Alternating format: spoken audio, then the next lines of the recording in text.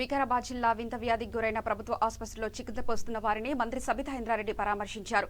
ఎలాంటి హాని జరగదని ప్రభుత్వం తరఫున అన్ని సహాయక చర్యలు తీసుకుంటున్నామని మంత్రి చెప్పారు. ఎవరూ ఆందోళన చెందకూడదని భరోసా ఇచ్చారు.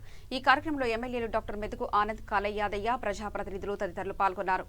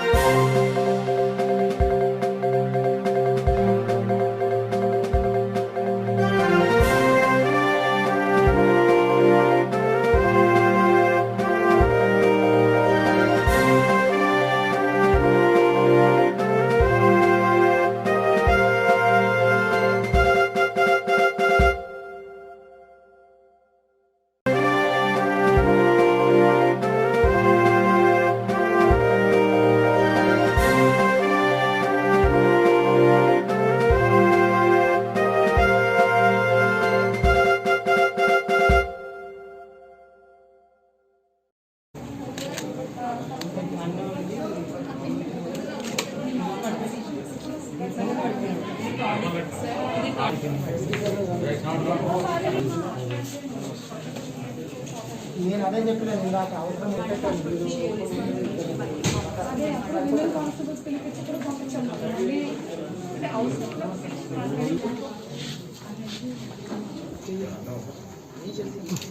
లోపల బ్లడ్ ఎంపీసీ అవుతుంది కాబట్టి అది అట్లా అబ్బాయి